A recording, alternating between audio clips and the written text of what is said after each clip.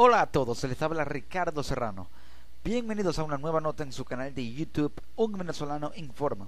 En esta edición tocaré un tema que es esencial para poder entender cuál es la clave del desarrollo de un país. Y es que es obvio, pero esa obviedad parece que no ha sido aplicada o no ha sido llevada a la práctica por los resultados y las condiciones que vemos hoy en día en la calidad del sistema educativo de Latinoamérica, en especial de mi país natal, Venezuela. Y es que de eso hablaré, del modelo educativo de un país que ha sabido cómo llevar las riendas de algo tan importante y que ha logrado entender que la educación es la clave para el desarrollo, para el éxito de un país, para que se creen más y mejores ciudadanos orientados al desarrollo de su patria, de su país, y hacer de la vida humana algo mejor, hacer del planeta Tierra, del lugar donde vivimos, del entorno donde habitamos, un mejor lugar para vivir y ser seres humanos. Hablo del sistema educativo de un país de Europa llamado Finlandia. Todos conocemos ese país. Tal vez algunos no hayan logrado reconocer el nombre de ese país o incluso la bandera de ese país. Es un país muy pequeño, donde hace mucho frío, ubicado en Europa. Y es que es un país que, como ya lo mencioné, ha logrado comprender que la educación es la clave del éxito, pero no cualquier educación, no cualquier tipo de educación, porque hay muchas formas de educar, unas mejores que otras, y Finlandia decidió tomar el camino de las mejores formas o de la mejor forma de educar, mientras que otros países decidieron tomar el camino, tal vez intencionalmente quisieron tener un sistema que fuese el mejor o uno de los mejores, pero que esa teoría al momento de llevarla a la práctica no supieron cómo llevarla bien y tienen un sistema deficiente, y el sistema que hoy en día tiene América Latina en general, pero más aún un país que tiene un sistema educativo realmente deficiente. Y me duele decir esto, pero es la realidad. Ya hablo del sistema educativo venezolano, del cual haré referencia más adelante. Primero, ¿cómo funciona este sistema educativo? El sistema educativo de Finlandia, la educación a la finlandesa, como diríamos por allí. El sistema educativo finlandés es considerado como el mejor de los evaluados por el informe PISA de 2003. Dicho sistema se divide en dos grandes tipos de formaciones a partir de los 16 años. La formación teórica, es decir, lo que es la conceptualización, las ideas que se imparte en las escuelas secundarias superiores y las universidades, y la formación profesional, que es ya el campo de la práctica, del trabajo, de la labor, de la carrera que estás ejerciendo, y esta formación se imparte en las escuelas profesionales. Las características de ese sistema educativo es que es un sistema igualitario. Ahí está la clave principal. La escolaridad es obligatoria de los 7 a los 16 años. Los alumnos acuden a la escuela local, a la escuela más cercana, algo que se les facilita para aquellos que no tengan, que tengan padres o familias que no cuentan con un vehículo propio. Les queda la escuela muy cercana, pueden irse a pie o incluso tomando el autobús. Esa es una gran ventaja de este sistema. También otra ventaja es que es un sistema de educación gratuito, a tiempo completo y para los estudiantes. Y esta gratuidad incluye la asistencia sanitaria y el comedor. Las escuelas de Finlandia ofrecen una comida diaria que debe cubrir alrededor de un tercio de las necesidades nutricionales diarias del alumno. Para las escuelas primaria y secundaria, durante toda la escuela elemental, que en finlandés y en Finlandia es conocida como peruskulu, eso es idioma finlandés, de 7 a 16 años, todos los libros y materiales escolares son gratuitos y dados por el mismo centro educativo. Es decir, el gobierno les suministra a los centros educativos estos libros y ellos se los dan gratuitamente, y todos y cada uno, a cada uno de los estudiantes de dicha escuela. Los alumnos que viven lejos de la escuela, a más de 5 kilómetros aproximadamente, ese es el estándar, pueden pedir el reembolso del coste del transporte. Es decir, se les devuelve el dinero que pagaron para transportarse a 5 o más kilómetros de distancia a la escuela local. Los alumnos que tienen dificultades de aprendizaje, pudiendo también beneficiarse en el mismo centro de la ayuda de un profesor especialista, que en finlandés se conoce como erityisopettaja, que puede ir a clase para guiarlo o bien trabajar con él de manera separada, es decir, un profesor particular. Qué maravilloso, ¿no? Y es que a partir de la escuela de la encuesta internacional, llamada PISA por sus siglas, sobre los sistemas educativos de la OCDE, por sus siglas de la Organización de la Cumbre de Educación. Finlandia recibe regularmente las mejores calificaciones a escala mundial. En 2003, los alumnos finlandeses de 15 años figuraban en el primer lugar del ranking mundial en cuanto a competencias lingüísticas y científicas, y se clasificaron en segunda posición en cuanto a resolución de problemas. En cuanto a su capacidad para resolver problemas cotidianos, ya sea de índole científica, social, política, económica, siempre en un contexto local, por así decirlo, no a una escala mayor, algo que se limita a las capacidades que puedan tener unas personas o unos alumnos, en este caso, de 15 años. En cuanto a los estudios superiores, es decir, la universidad, el Foro Económico Mundial situó a Finlandia como primera en el ranking mundial en cuanto a número de matrículas y calidad, y en segundo lugar en la enseñanza de las matemáticas y las ciencias. En los estudios que se hacen para analizar los motivos de estos buenos resultados, se ponían de relieve el alto grado de responsabilidad de los alumnos, la ausencia de estrés en un sistema donde no se puede repetir cursos, es decir, no se puede repetir el año escolar que cursaste, no puedes repetir un año o un grado como se le conoce en Latinoamérica, y la calidad de la formación de los docentes es altísima, muy buena.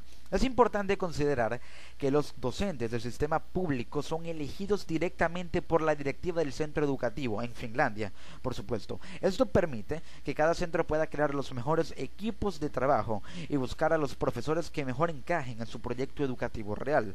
Los fondos que recibe cada centro son proporcionales al nivel de calidad que estos ofrecen, es decir, si la calidad de educación que ofrece un determinado profesor a su grupo de alumnos es alta, va a recibir fondos altos, pero si esa calidad se ve reducida, la cantidad de fondos que recibe el centro educativo va a irse reduciendo, porque tiene que proporcionalizarse la cantidad o la calidad de educación con la cantidad de dinero que se recibe, que se le suministra a este centro educativo. Debe haber un equilibrio entre calidad y cantidad, entre educación y dinero, entre profesores y lo que el gobierno me da para poder aplicar ese sistema y que sea rentable y poder costear todo lo que un sistema tan sofisticado en educación implica en gasto de dinero, pero que debido a los resultados exitosos que consigo trae, es rentable y, digámoslo coloquialmente, vale la pena toda la plata que se gasta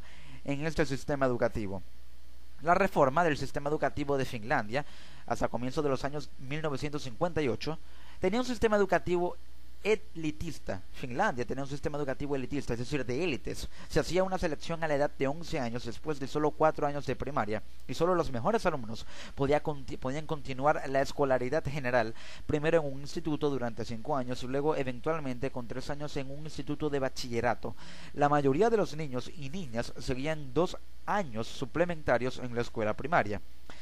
Con respecto a la educación primaria, tras abandonar la guardería, los estudiantes finlandeses con edades comprendidas entre los 5 y 6 años y los 15 y 16 años cursan sus 9 años de estudios obligatorios, peruskulo en finés o finlandés, como lo mencioné, y grundskola en sueco, así se le llama, ya que el sueco también es una lengua oficial, es la segunda lengua oficial en Finlandia, después del finlandés, obviamente. Las clases son relativamente pequeñas, con rara vez más de 20 estudiantes en un salón de una escuela primaria en Finlandia. En la escuela el ambiente es relajado e informal, y los edificios están limpios hasta el punto de que los alumnos de los primeros cursos caminan en calcetines dentro de las clases, dejando sus zapatos fuera de ellas. Las actividades fuera de las clases son consideradas especialmente importantes, incluso en el frío invierno, y la cantidad de deberes a hacer en casa se reduce al mínimo para potenciar la asistencia a actividades extraescolares o extracurriculares. Finlandia es, tras Islandia, el segundo país con mayor número de libros editados per cápita, y este interés por la lectura se intenta trasladar a los niños desde una edad muy temprana. Es decir, se le intenta inculcar a los niños muy pequeños el hábito y la cultura de la lectura, el gusto por la lectura, el gusto por tomar un libro en vez de un videojuego y ponerse a leer para educarse y enriquecer su mente. De hecho, todos los programas extranjeros en la televisión son subtitulados y no doblados, de forma que los niños leen incluso viendo la televisión en Finlandia. Con respecto a la educación secundaria, la escuela superior secundaria no obligatoria comienza a los 16 o 17 años y dura entre 3 y 4 años. Los estudiantes pueden elegir entre una formación profesional y o prepararse para futuros estudios en una escuela politécnica o universidad. Es decir, pueden elegir entre una carrera profesional,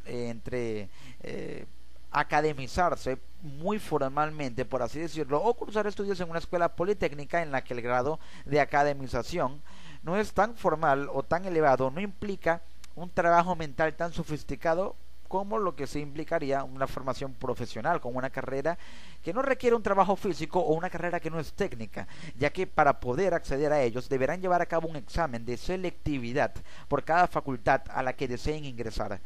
Los estudios superiores, es decir, la universidad en Finlandia, se basa en lo siguiente: los estudios universitarios pueden ser recibidos tanto en universidades como en escuelas politécnicas. La educación universitaria es más teórica, es decir, solamente escritura, ideas, conceptos, definiciones, solamente libros, lectura, letras, mientras que las escuelas politécnicas se centran más en la parte práctica y aplicada. Por ejemplo, los médicos son titulados universitarios, y sin embargo, los enfermeros reciben su título de una escuela politécnica. Estos estudios son también gratuitos para estudiantes tanto finlandeses como nacidos en el extranjero, y estos reciben una asignación mensual del Estado que puede ser revocada si el estudiante no progresa en sus estudios, es decir, reciben un dinero, un capital, esos estudiantes, que pueden mantener siempre y cuando mantenga su rendimiento académico bueno, pero si no progresa en los estudios se les revoca ese derecho, ese privilegio que tiene a ese dinero. Dado que la mayoría de los jóvenes finlandeses dejan el hogar familiar y viven en una vivienda propia al iniciar los estudios superiores, el dinero del Estado no suele ser suficiente para cubrir todas sus necesidades y es por tanto común trabajar a tiempo parcial para automantenerse. Ese es un ejemplo muy claro y se puede contrastar con lo que sucede en mi país natal, que es Venezuela. Hay universidades en las que hay estudiantes, una gran cantidad de estudiantes que no son de la ciudad en la que se encuentra esa universidad, sino que son foráneos, son de otras ciudades, de otros estados del país. Entonces tienen y se ven obligados a dejar sus hogares en sus estados y ciudades natales, dejar a sus familias para viajar a otro estado, incluso algunos solos, otros pueden ir acá, si tienen familiares en dicha ciudad pueden llegar ahí, pero los que no tienen familiares en ese lugar tienen que vivir solos. Reciben dinero del Estado, una beca que les permite cubrir el costo del transporte para trasladarse a la universidad, el costo que implica el material de estudio que tienen que adquirir y el costo de sus gastos personales en calzado, ropa, alimentación y todo eso, aseo, higiene. Entonces, este dinero que reciben del Estado, ese subsidio no les alcanza y algunos se ven obligados a trabajar y al mismo tiempo estudiar para automantenerse, como sucede en Finlandia y como les acabo de mencionar. Lo mismo sucede en Venezuela, en mi país natal. Con respecto a los profesores, que son quienes educan, cabe destacar que para poder ser profesor de primaria o de secundaria en Finlandia es necesario tener un título superior de máster en magisterio, es decir, una maestría o magíster también se le conoce. Además, la labor del profesor es muy respetada, habiendo un alto nivel de competición entre los candidatos a acceder a dichos estudios. Hay una competencia feroz para ver quiénes son o quiénes van a ser los nuevos profesores. Digamos que se matan por ser profesores de una escuela en Finlandia, porque es un cargo muy privilegiado y al que se le da mucho respeto y es muy bien remunerado en este país, caso contrario a lo que sucede en Latinoamérica, pero más aún en Venezuela. Los profesores del sistema público son elegidos directamente por la directiva del centro educativo. Esto permite que cada centro pueda crear los mejores equipos de trabajo y buscar a los profesores que mejor encajen en su proyecto educativo real, y los fondos que recibe cada centro son proporcionales al nivel de calidad que estos ofrecen, como ya lo había mencionado. Ahora, así es como funciona el sistema educativo de Finlandia, pero ¿cuáles son las claves o los puntos clave para entender por qué ha sido tan exitoso el sistema educativo de Finlandia y cómo funciona más concretamente? El sistema educativo finlandés está considerado uno de los mejores del mundo, especialmente por sus buenos resultados. ¿A qué se debe? Aquí explicaré las características esenciales de la educación en este país nórdico que pueden contribuir a explicar su éxito y servirnos para reflexionar sobre nuestro propio sistema de enseñanza. Estos son los 10 pilares del sistema educativo finlandés. Primero, los docentes son profesionales valorados. Así es, el acceso a la carrera es muy exigente y la preparación es intensa. Por eso se consideran una autoridad en la sociedad. 2. La educación es pública y gratuita entre los 7 y los 16 años. Tampoco se paga por los libros ni por el material escolar. 3. El reparto del dinero público se hace de forma equitativa. Los fondos estatales se reparten en función de las necesidades de los centros. 4. El currículo es común, pero los centros lo adaptan. Sus profesores enseñan el currículo y se planifican para conseguir los objetivos como mejor consideren según su realidad. 5. La educación se personaliza, se respeta el ritmo de aprendizaje de cada niño y se huye de las pruebas estandarizadas. Es decir, hay niños que tienen una capacidad, o incluso jóvenes, adolescentes, adultos, que tienen una capacidad de aprendizaje más rápida, más lenta que otras personas. Se respeta esa capacidad rápida, lenta, buena o incluso mala que pueda llegar a tener una persona en Finlandia, y se trabaja porque pueda mejorar en ese aspecto. No hay pruebas estandarizadas, es decir, no hay pruebas que tengan un formato de aplicación en general para todos, sino que las pruebas son especializadas para las personas que tienen ciertas necesidades de aprendizaje. Hay pruebas más complicadas para personas con una capacidad intelectual alta y pruebas más simples para personas que tienen una capacidad intelectual más baja o menos rápida, por así decirlo, para respetar su ritmo de aprendizaje y que no se vea presionado a aprender o en concentrarse solo en sacar una buena nota. Número 6. Los alumnos tienen tiempo para todo. Las jornadas lectivas son más cortas y se da importancia al juego y al descanso. 7. Preparar la clase es parte de la jornada laboral. Los profesores no imparten tantas horas de clase y destinan las horas restantes a preparar sus secciones. 8. Se evita la competencia y las cifras. No hay exámenes hasta quinto año de primaria y los informes que el profesor elabora para los padres son descriptivos, no numéricos. 9. Se premia la curiosidad y la participación. Se valora la creatividad, la experimentación y la colaboración por encima de la memorización. Es decir, eso es también un problema muy notorio de la educación latinoamericana, en la que si se va a estudiar para un examen o una prueba, los alumnos tienden a memorizar lo que está escrito en el papel, en el libro o en el material de estudio, y no a analizar e interpretar con sus propias palabras o con sus propios conocimientos o con lo que entienden con respecto a ese tema, lo que allí está, para poder tener un conocimiento más propio y menos robotizado, por así decirlo. Ese es un gran problema de la educación latinoamericana, que no ha sabido cómo canalizar eso para que los estudiantes dejen de aprenderse o de estudiar, digamos, al pie de la letra, y lo hagan más interpretando y analizando los problemas, los hechos, las situaciones, los temas, los contextos y las situaciones. Número 10, la clave número 10, la última del éxito de la educación finlandesa, y es que los padres implican. Los padres complementan la educación de sus hijos con actividades culturales, ya que las ayudas públicas les permiten conciliar la vida laboral y familiar. Así es. Entonces, sabiendo todo esto, ¿por qué funciona este modelo? Funciona porque, primero y principal, hay un sistema de educación igualitario en el que se trata a todos por igual, valga la redundancia, y en el que se le hace saber al estudiante que no es un mal estudiante, que no es mejor que nadie, que está en las mismas condiciones que los demás, a pesar de que sea un estudiante que sobresalga por encima de los demás. Y es que así es como funciona el exitoso modelo educativo de Finlandia, quien lidera el ranking educativo más prestigioso y marca las pautas de todo el mundo en materia de educación. Y es que la jornada comienza a las 8:15 de la mañana con temperaturas bajo cero en una escuela de Finlandia. Saludan a su profesor, el que los acompaña durante varios años y en distintas materias. No hay más de 20 alumnos por sala, algo que los mismos especialistas definen como una de las claves del sistema. Es decir, no hay una sobrepoblación de estudiantes, y es más fácil concentrarse en cada uno porque hay menos cantidad y se hace más rápido el proceso de enseñanza del profesor. Entonces, tienen el sistema que todos quieren imitar. Finlandia tiene un sistema que todos quieren imitar, el que provoca que sus profesionales sean los mejores preparados a nivel mundial. Otra de las características más importantes es que la educación es gratuita y la selección de cualquier tipo está prohibida. El modelo postula que todos deben tener acceso igualitario, la atención es más personalizada y existe una relación cercana entre profesores y alumnos, la que se da en las 6 horas aproximadas que el estudiante pasa en su colegio, donde realiza todas sus tareas en conjunto y con varios docentes.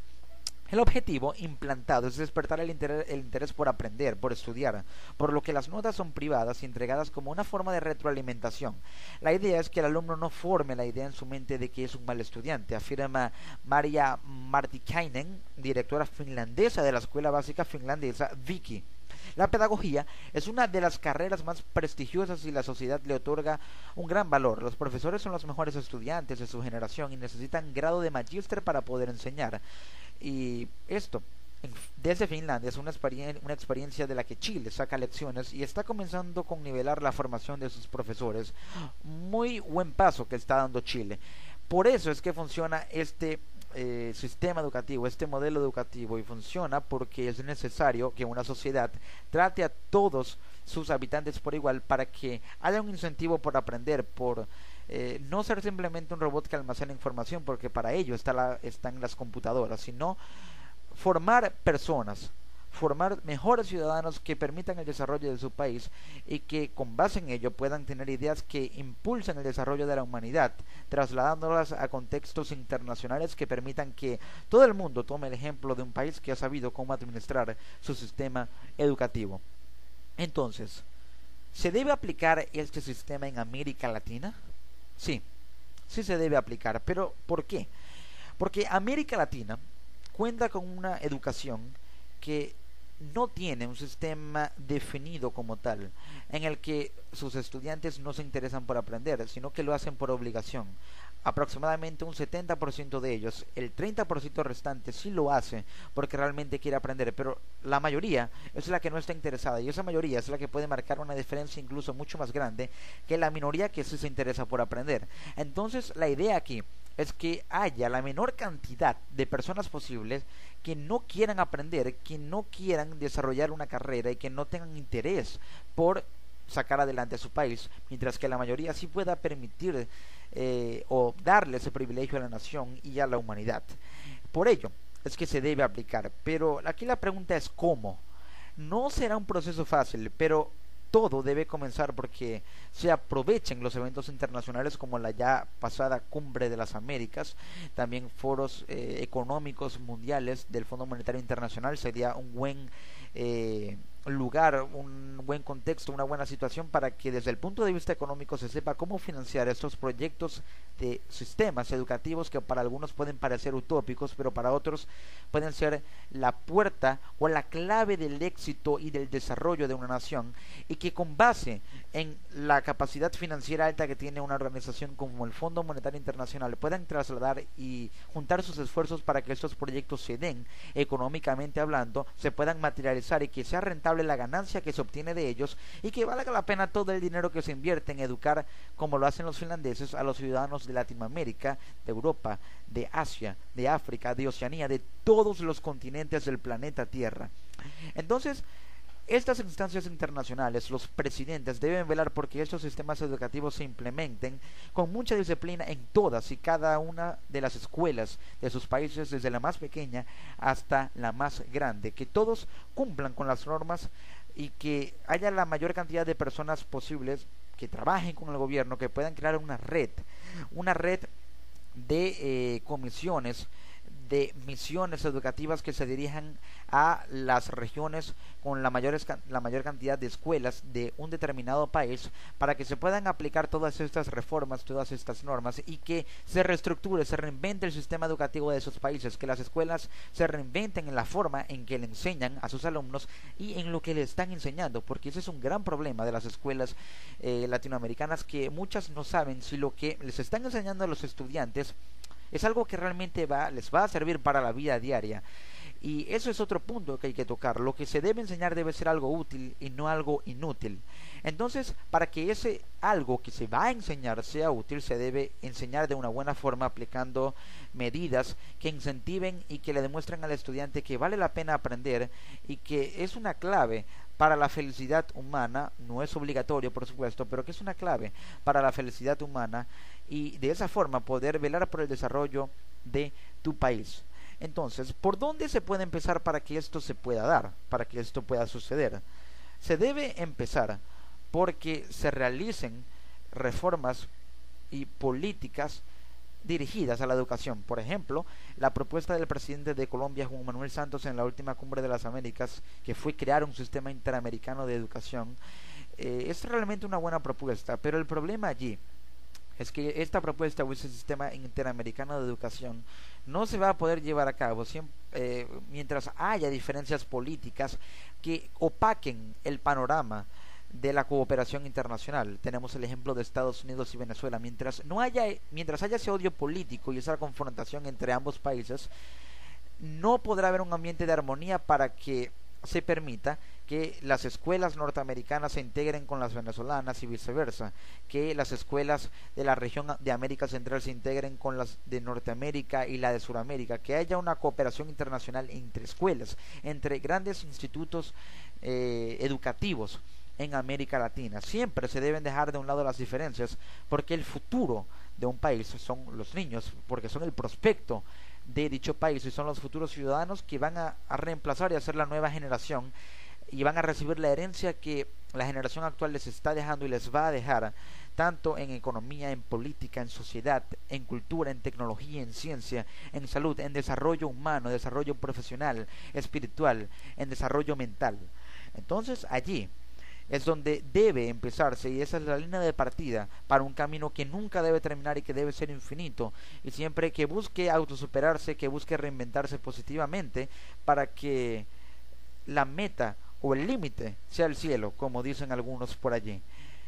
Sabiendo y entendiendo que por allí debe empezarse para que este tipo de educación dé resultados, ¿cómo hacer que este tipo de educación o esta forma de enseñarle a las personas o las cosas útiles que les va a servir para su vida diaria dé resultados? ¿Cómo hacer que esto dé resultados?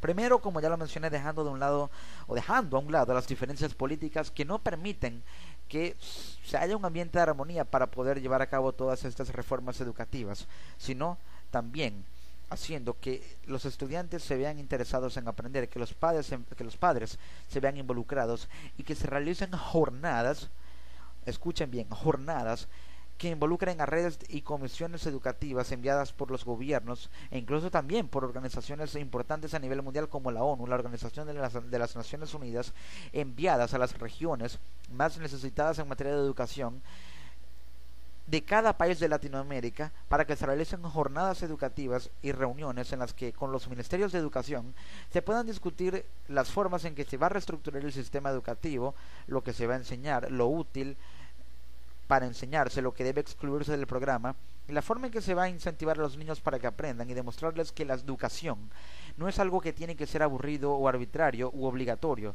sino una forma de vida, un estilo de vida y una forma de ser mejores personas y de aprovechar el maravilloso derecho y privilegio que tenemos de vivir como seres vivos, valga la redundancia, y como entes que simplemente buscan la subsistencia, buscan la autosuficiencia y buscan la autoperpetuidad con el paso del tiempo en lo que llamamos planeta Tierra.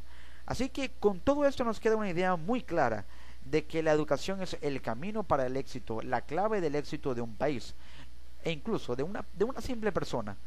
La educación es la clave de todo. De allí emana lo que puede venir positivamente en economía, en política, en sociedad, en desarrollo mental, en desarrollo físico, espiritual, en materia de educación, de salud. En todo ello, de todo ello depende la educación. La educación es, digamos, el punto de partida para hacer del mundo un mejor lugar para vivir. Amigos, desde Venezuela, para el mundo, y sabiendo muy bien que queda un largo camino por recorrer para que los niños y los jóvenes, incluso los adultos también, entiendan que la educación es la clave para el éxito y una forma de vivir y una forma de ser felices también, y no algo que tiene que ser aburrido u obligado o impuesto por nuestros padres.